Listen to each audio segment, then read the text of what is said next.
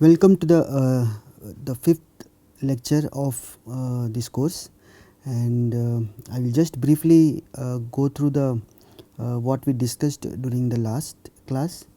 We described about the MCP multi channel plates, and we also talked about how the ions are converted to a range of secondary electrons by using these multi channel plates. Okay, these channel plates are nothing but glass tubes which are which are biased by a certain voltage, so that the surface become very highly charged, and these ions are hit are will go through these glass tubes, and they will hit to the surface of these surfaces, due to which a large number of secondary electrons are produced. These secondary electrons are again travel across these glass tubes and hit to the phosphor screen, which leads to the emission of photons. So why these are converted to the electrons? Because as ions are heavy, and also the photons which is released when the ions will hit to the phosphor screen is almost is very less as compared to the electrons which can produce photons after hitting to the phosphor screen. And these channels actually are aligned in a 5 to 15 degrees with respect to the normal axis. This is just to increase the probability of the ions or the electrons hitting to the glass tube surface, which is really highly charged. Fine. So this is how and once these electrons are coming out of the secondary electrons coming out of the MCP plate, these are again biased by a voltage where these electrons are converged to a spot, and this particular converged spot, these electrons will hit to the phosphor screen, producing the image of a atomic structure of the tip surface. Fine. So this is just a briefly I have gone through this role of MCP plates. So now we will briefly go through the interpretation of FIM images, field ionization microscopy images. So as you can see that at A is the experimental film image and B is the simulated one. Fine. And you can see that you can see some concentric rings which are appearing in the images. These concentric rings are nothing but shows a major crystallographic planes protruding on the tip surface. Okay. And if you see the symmetry of these concentric rings, these are exactly similar to the stereographic projections. Okay. And each region where these concentrics are there, these are called poles.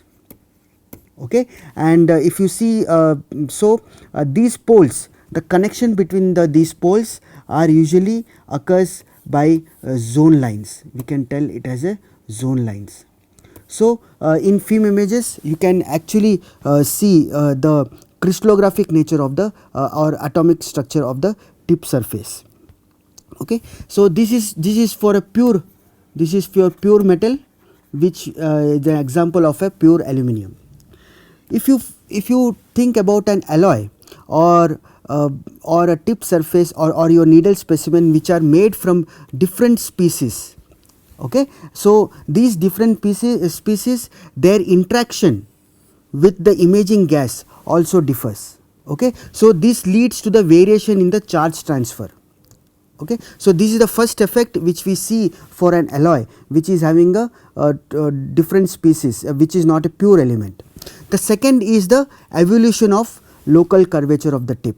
Because of the different species, they have a different evaporation field. We will come to the description of evaporation field. So based on this evaporation field, they will have a different electric potential, different electric field near to the tip surface. Due to this difference in the electric field, actually the evolution of local curvature of the tip also changes. Okay. For example, if you have an alloy for example this copper iron nickel alloy, and if you have a certain precipitate, correct, if that precipitate field evaporation field is lower than the matrix due to the difference in the local evolution of curvature of the tip based on the evaporation field and the electric field. So, the precipitate will appear as a dark in the film images. Okay. So, this is due to the low evaporation field which can lead to the low electric field around the tip surface. Based on that, the local curvature of the tip will evolve, due to which it will appear as a dark precipitate. But in some cases, some of the alloys where the precipitates or the phases or the species, if the evaporation field is higher than the matrix, then usually they appear as a bright regions. Okay. So, here in the left side I am showing an example of a T1 plate, which is a copper lithium rich plate which is appearing bright in the FIM image. In the right side you can see this is the scandium zirconium rich disposoid or the precipitate, which is having a higher evaporation field as compared to the matrix or the aluminum. So, it appears as a bright on the fluorescent on the projector screen. Okay. So, this is how we can interpret the FIM images. Now, this FIM microscopy can also be used for some applications. Okay. And these applications are related to the crystallographic nature of the needle specimen. Okay. So, by FIM actually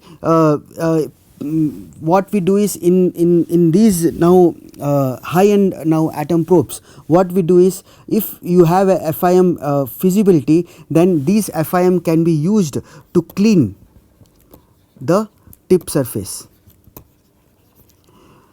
before actual atom probe field evaporation. Okay. So, after the clean surface, what you can do is actually you can get the crystallographic orientations. Okay, crystallographic orientations on the tip surface. So, actually you can see the concentric rings. Based on that you can actually which zone or which crystallographic direction that particular tip surface is present. Okay. So, similarly you can also identify the grain boundaries, you can also identify the precipitates, phases which is having a different evaporation field during field ionization. Okay. So, this is the prior to the atom probe field evaporation. Okay. So, this is one of the application for orientation determination. Another important application is the radius of curvature. As you know, during the field ionization, the radius of the tip evolves.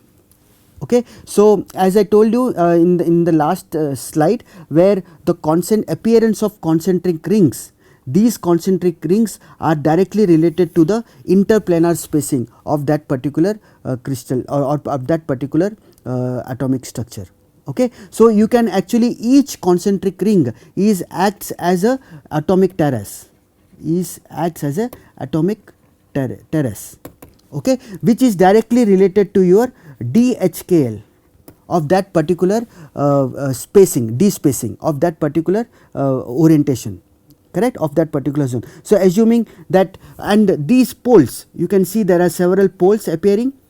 These poles actually poles which is surrounded by these concentric rings, the spacing between the concentric rings is directly related to your interlamellar spacing. Okay. So, now if you know the material, for example, this is a tungsten. So, if you know the material, then actually each concentric spacing can be calibrated towards the spacing of the d-spacing of that particular tungsten material. Okay. So, you can have several poles and the symmetry. Okay. So, based on this interlamellar spacing, actually you can estimate the R0, which is a radius of curvature Fine. So, so the interlamellar spacing, you can actually calibrate the dimension of the reconstruction by using the interlamellar spacing. Okay, and you can see that several poles are readily identified. Okay, so these concentric rings, as I told you, they also linked to the local geometry of tip surface, okay, and which can be used to determine the R0 local curvature of the needle specimen evolution. Okay, so as I told you, each successive terrace, so you can, this is a schematic where you can see that each successive terrace is nothing but can be calibrated to the d spacing of that particular material, interplanar spacing. Okay, so if you see that based on this, what we can do is we can also measure the angle between the two crystallographic planes. Fine. So this can be done, as you can see that if you have the nth terrace, okay, and if you join up to the R0, so this is called R0. Fine. So depending upon the nth terrace, the first to the nth terrace, it can be given as NDHKL. Okay, so based on that, this particular value is R0. Now, this particular angle can be related to your cos theta. So you can put as a cos theta is equals to R0 minus NDHKL divided by R0. Fine. So this particular equation can be rearranged to measure the R0 or the curvature of the at a needle specimen. Okay, so this is one of the application where we can use film for measuring the evolution of the radius of curvature.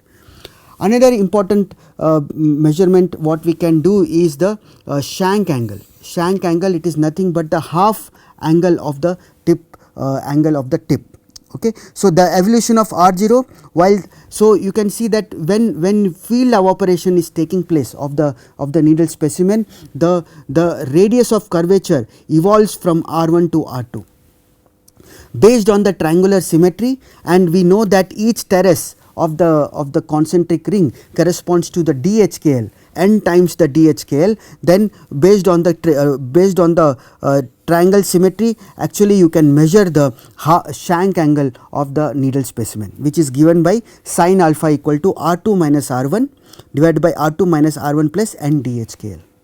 Okay, so this is how we can measure the shank angle alpha. Film also can be used to accurately measure the image compression factor. In the previous classes, I just explained about the image compression factor. This is related to the compression of field lines towards the axis of the needle specimen. Okay, and this image compression factor is given by psi, which is equals to theta crystallography divided by theta observed. Okay, which is estimated by theta observed.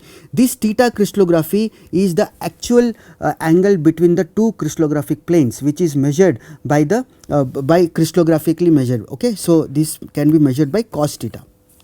Okay, for any two crystallographic planes, and theta observed can be measured by using the film image with the formula of, if you assume that the distance between the two crystallographic poles is d, and the distance between the needle specimen and the fluorescent skin is L, as L is greater than R, you can assume that the tan inverse arc10 is equals to d by L, which is actually related to your theta observed. Based on this, you can put this value in the theta observed, and you have a value of theta crystallography, which is a standard, which is a constant between the two angle between the two planes. You can actually measure the image compression factor for that particular needle specimen. Okay, which is a function of the field and also the shank angle. Fine. So these are the basic applications of film, which can be used prior to the actual field evaporation during atom probe. So with this I will summarize the field ionization microscopy things. As I told you, in the Mueller, Professor Mueller, first he has developed FEM, which is a field emission electron microscope. Okay, so the difference is here he has applied negative DC voltage on the needle specimen, where the electrons are used for the imaging purpose, and these electrons travel along the accelerates along the field lines and hit to the fluorescent screen. Later he has applied the positive DC voltage on the needle specimen. There what he has done is he has injected the imaging gas atoms, for example like neon, argon or hydrogen, and these gas atoms, when it reaches near to the tip surface, near to the ionization zone, these gas ions get polarized, due to which there will be a tunneling of electrons, or the electrons will drain into the tip surface, while these gas atoms will be converted to ions. Due to the based on the local electric field, very high electric field, these positive ions, gas ions, which has a information of the atomic structure of the tip surface, will projected on the fluorescent screen. Okay. I talked about the Heisenberg uncertainty, where you can see that by projection of ions on the fluorescent screen, actually you can mimic the atomic structure. However, based on the electrons, you can get a resolution up to a maximum of 2 nanometers. Okay. So this difference is due to the Heisenberg uncertainty. Electrons, because electrons have a large spread, and because of the lower mass, but however ions have a very low spread because of the heavier mass, due to which the uncertainty is very less for the ions case. So that is why we see that there is a atomic we can resolve the atomic structure of the tip surface by using the ions. In case of electrons, we can get the resolution of maximum of 2 nanometers.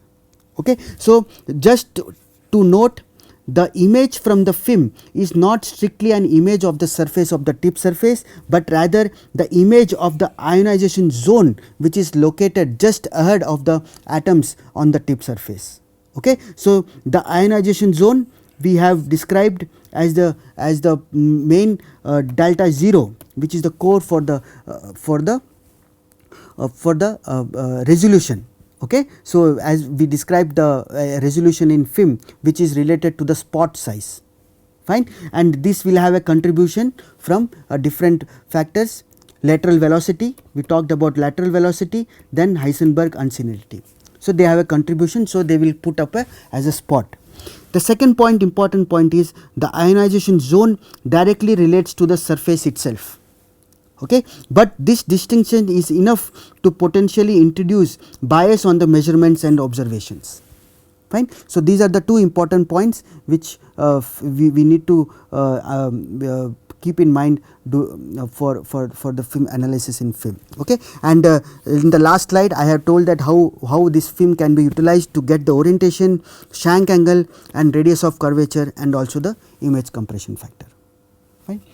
Now the next thing is, from field ion microscopy we will move now to the field evaporation microscopy. Okay. So usually the field evaporation, it is nothing but what we call it as a field desorption microscopy, and how it is evolved towards the atom probe tomography. Okay. To understand this, so the field evaporation, so consider this is an atomic structure. Okay. This is atomic structure of a needle specimen near to that, and you can see that there is a one atom which is protruding on the tip surface. It is kept in the under the high vacuum.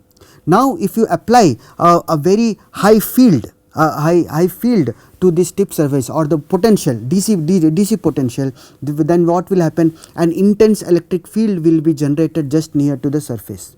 Okay. So what will happen? These electrons, what we call it is the first thing which happens is the field ionization. Okay. So this is under the field. Okay, then what will happen when you apply a high DC voltage, then these electrons from this particular atom will drains inside the tip surface, due to which this particular atom get ionized. So that is called, the first process is called field ionization, which is happening on the atom which is bounded to the tip surface. So remember, we are not putting any imaging gas into the chamber near to the tip surface, fine. We are talking about removal of an atom from the tip surface or from the lattice positions of the tip needle specimen, fine. So if you apply a field, the first thing is the electrons will drain towards the surface, then this particular atom will be converted to a ion depending upon the number of electrons which are drained into the surface. Due to the voltage, there will be a field lines ahead of the tip surface, and this ion will get accelerated along these field lines towards the projector screen. So there will be a projector screen, and this particular ion is projected on the it will give the actual ion which is coming from the lattice of the tip structure. Okay, so this is a field evaporation. Now, so as we understood, the field evaporation is nothing but a field induced removal of atom from its own lattice. Okay, and this has a, if you apply an intense electric field, this has a two important steps. First takes place is ionization, second is desorption. Desorption means removal of that particular ion which has been which is converted towards the projector screen. Okay, for ionization there should be a sufficient electric field. Okay, and next thing is the electrons will drain off to the tip surface, that will induce ionization of the atom, and based on the electric potential, based on the electric field lines near to the tip surface, these ions get accelerated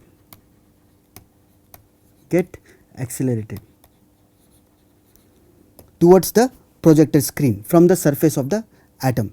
So remember, we are not keeping here imaging gas. Okay, so to understand this field evaporation, we can understood by simple thermodynamic consideration. Thermodynamic considerations. Okay, so the most popular model which is used to understand the field evaporation is proposed by Mueller model. Okay, so here the Mueller, what he thought is the atom is fully ionized at a critical distance from the tip surface before escaping from the surface. Okay, so this was the assumption which Mueller has made to make it simplify that how to understand the field evaporation process. Okay, so what he has done is the atoms, so he has proposed that he has assumed that the atoms first get ionized at a critical distance before the before escaping from the surface. Okay, and this particular model is called image hump model. This particular model is called image hump model. Okay, so here the field evaporation takes place when there is a thermal contribution or thermal agitation. Okay, or thermal agitation energy that allows the atom to overcome energy barrier.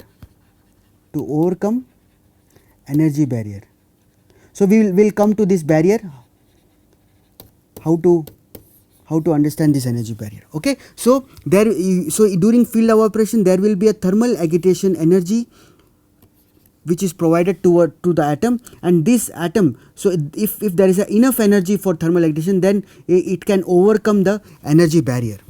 So this is also possible that without any thermal agitation, it is also possible that the ion can actually tunnel through the energy barrier. Okay, and this tunneling process is related to the temperature. So usually this happens at very low temperatures. Okay, so this also, tunneling can also happen. So there are two things, one is thermally driven or thermally agitation energy, or the another one is due to the tunneling of ions which we can tunnel through and they can cross the energy barrier. Okay, so to be ionized and repelled from the surface, the atom must cross the Schottky hump. This is called the energy barrier, which is associated with the for the atom.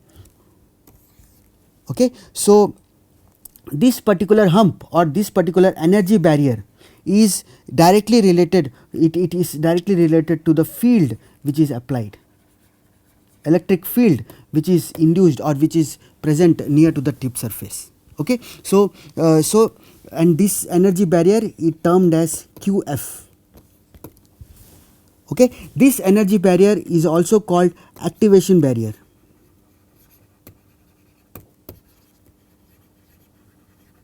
For field evaporation.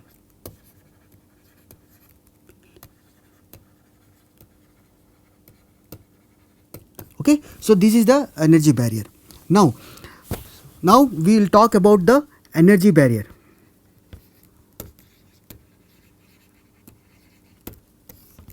Okay, energy barrier means QF.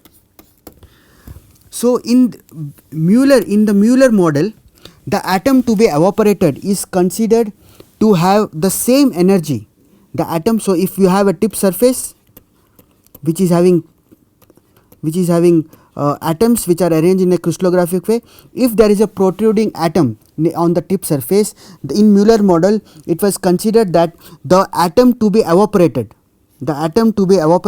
is considered to have the same energy as the atom adsorbed on the surface of a metal. Based on this assumption, what we can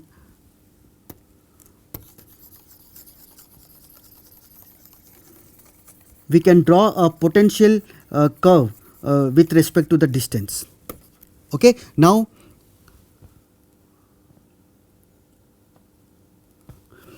so assume that this is the distance x. Okay, this is your potential V. Fine. If there is an atom which is bound to the tip surface, so it means it is occupying the lattice position, so it has a certain binding energy. Fine. Based on that, the potential energy curve for that particular atom which is on the lattice position, it can be given as, okay, and this particular is called the binding energy.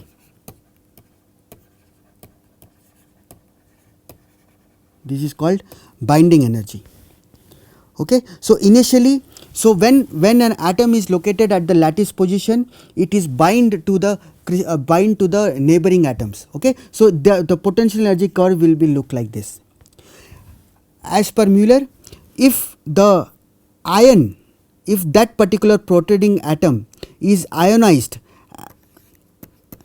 and near to the tip surface, okay, and due to the ionization, what will happen, the potential curve for that particular ion will shift upward. okay, and that particular we can draw it is like this, okay. So how much shift it is from the lattice position. So this is for ion which is get ionized, okay. Remember that till now there is no field applied, no field applied,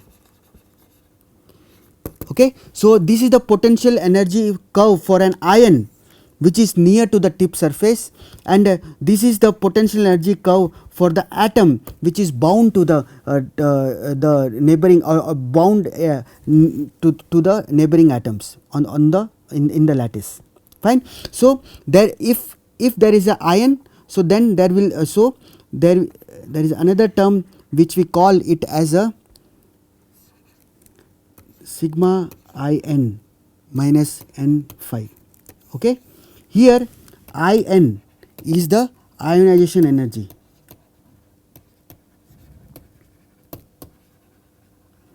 and phi is the work function of that particular material, okay. Remember during this ionization, due to this ionization, remember that the electrons which are lost from the atom, it gets drained into the surface. So it gets certain electrons in the tip surface, that is why it has a negative term, and n is the number of electrons,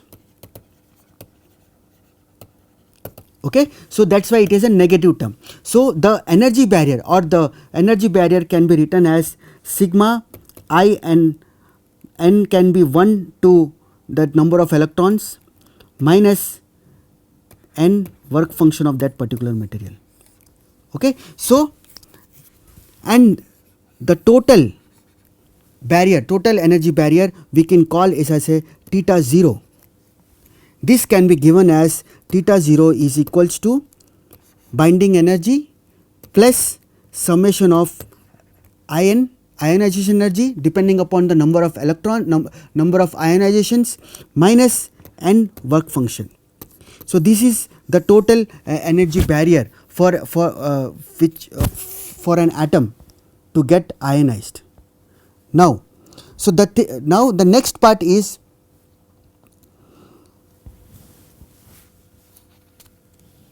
if we apply an electric field, okay, if we apply an electric field, your total ionization curve, this ionization curve will gets distorted, okay. So this is the ionization curve gets distorted. How it is distorted? Okay, so this is just a schematic in the PowerPoint what I explained while writing. So you will have a binding energy, you will have a ionization energy, you will have a work function, okay. So if the n electrons, so this is under field, you are applying an electric under field, okay. So electrons will drained out, the atom get ionized, okay. Then what will happen is your ionization curve, this is your ionization the potential curve for the ion will get distorted in this way, okay. So when electric field is applied, the ionic energy states are affected, okay. So ionic states of equivalent or lower energy than the atomic state can be accessed, because previously the ionization curve was like this and it gets distorted to this position on application of the electric field. Now you can see that there is a hump here. This particular hump is nothing but the energy barrier, and the value of this is given by theta f, fine. So this is your energy barrier, and this energy barrier can be by thermal activation. Any ion can overcome this energy barrier and accelerate towards the fluorescent screen. As I told you, it can also tunnel, the ion can also tunnel through the energy barrier, but this process usually it happens at very low temperatures, okay. So we will assume that the tunneling process, most of the models which it is assumed that the tunneling process is not occurring, all are thermally activated. Fine. So this is the under the field how the distortion of the potential curve for the ion takes place, and there exists a energy barrier which is related to your theta f.